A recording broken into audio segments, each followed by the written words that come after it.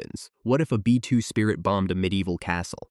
Imagine the brutal reality of the 13th century. In a sprawling European valley, the ultimate symbol of feudal power and royal authority stands defiant. Weapons. A massive concentric stone castle. For over a year, an attacking army of 30,000 men has camped outside its walls. Weapons. They have deployed the absolute peak of medieval siege technology: massive wooden trebuchets, iron-tipped battering rams, and deeply dug sapper tunnels. Weapons. Yet the 50-foot-thick limestone walls remain unbreached. The defenders inside, clad in chainmail and plate, mock the attackers from the high parapets. Weapons. Confident that their fortress is an invincible sanctuary ordained by God himself. But 40,000 feet above the blood-soaked mud, the timeline of human history is silently fractured. Weapons. Soaring through the thin, freezing stratosphere is an impossible geometric shape. A B-2 Spirit stealth bomber, it is a sleek, black flying wing spanning 172 feet. Weapons. Completely devoid of propellers, traditional tail fins, or sails. To the medieval armies below, it is entirely invisible and completely silent. Weapons. The B-2 was engineered to penetrate the most heavily defended Soviet airspace without ever being detected by advanced radar networks. Weapons. Against an enemy whose early warning system consists of men looking up at the clouds, the bomber operates with the absolute impunity of a vengeful ghost. Weapons. Inside the highly pressurized, climate-controlled cockpit, the two-man crew looks down at their multifunction displays. Their synthetic aperture radar paints the ancient battlefield in perfect. Weapons. High-resolution grayscale. The massive legendary castle doesn't look like an epic fortress. It looks like a fragile, stationary target perfectly framed within a digital crosshair. Weapons. The bombardier enters the exact GPS coordinates of the central keep, opens the rotary launcher, and prepares to unleash an industrial apocalypse upon the medieval world. Weapons. The attack begins with absolute terrifying silence. The B-2 Spirit's internal bomb bay doors snap open, and a payload of GBU-31 Joint Direct Attack Munitions JDAMs drops into the freezing air. Weapons. Each of these bombs weighs 2,000 pounds, carrying a massive payload of tritonal high explosives encased in forged steel, guided by internal GPS and inertial navigation systems. Weapons. The bombs glide silently through the clouds, accelerating to near supersonic speeds as they fall perfectly toward the center of the citadel. Weapons. On the ground, the medieval armies have absolutely no warning. There is no sound of an approaching dragon, no flaming boulder visible in the sky. Weapons. At exactly noon, the central keep of the unbreachable castle simply ceases to exist. Weapons. The 2,000-pound bunker busters penetrate the heavy slate roofs and thick stone floors before detonating deep inside the foundations. The resulting explosion is a blinding. Weapons. White-hot flash that completely eclipses the sun. The kinetic energy transfer is catastrophic beyond ancient comprehension.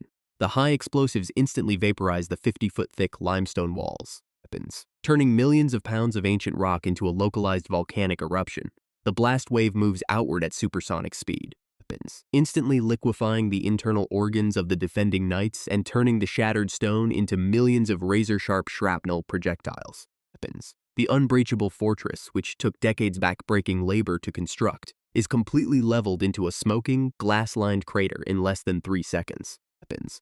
The massive shockwave rolls across the valley, flattening the attackers' siege tents, splintering their giant trebuchets into matchsticks, and throwing thousands of armored men violently into the mud. Weapons. As the massive mushroom cloud of pulverized stone and ash rises hundreds of feet into the sky, the physical destruction of the castle is instantly overshadowed by a profound, inescapable cognitive apocalypse. The attacking king and the surviving lords slowly pick themselves up from the dirt, their ears bleeding from the overpressure. Weapons. Staring at the empty space where the greatest fortress in the known world stood just seconds ago. There's no invading army to fight, no siege engine to blame. Weapons. And no enemy champion to duel. To the 13th century mind, this is not a weapon of war. It is the literal, unfiltered wrath of God. Weapons. The entire geopolitical and social structure of the feudal system collapses in an instant. Weapons. The nobility's claim to power rested entirely on their ability to build stone castles to protect their vassals. In a single heartbeat, the concept of a castle is rendered completely obsolete. Weapons. The surviving soldiers, paralyzed by a terror so deep it fractures their sanity, drop their swords and fall to their knees, begging the heavens for mercy. Weapons. The grand siege, fueled by decades of political rivalry and territorial disputes, ends in absolute, mutual psychological devastation. They believe the biblical end of days has arrived. Weapons. Delivered by an invisible angel of death hiding in the clouds. Yet 40,000 feet above the burning crater, the crew of the B-2 Spirit faces their own terrifying weapons. Silent doom. The absolute tyranny of the logistical trap. The stealth bomber is the most expensive and sophisticated aircraft in the history of human warfare. Weapons, costing over $2 billion per unit. But its supreme lethality is completely tethered to an incredibly fragile, highly advanced 21st century global supply chain. Weapons. The pilot checks the fuel gauges and realizes the horrifying truth. The 4 General Electric F-118 turbofan engines burn through thousands of pounds of specialized jet fuel every hour. Weapons. There are no KC-135 Stratotankers waiting in the medieval sky for aerial refueling. More critically, the B-2 requires a perfectly flat weapons. Pristine concrete runway stretching at least 2 miles long just to land safely. It requires climate-controlled hangars, specialized radar-absorbent coating maintenance, weapons, and millions of lines of diagnostic code to stay operational.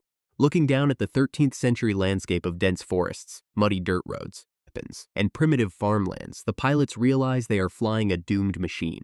The moment the fuel tanks run dry, the apex predator of the skies will become a 200-ton glider. Weapons. If they attempt to land the massive flying wing in a medieval farmer's field, the fragile composite landing gear will instantly snap. Weapons. Tearing the multi-billion-dollar airframe to pieces in a catastrophic crash. They have the power to erase any king on Earth from existence, but within a matter of hours. Weapons. Their dark mechanical god will completely starve to death in the sky.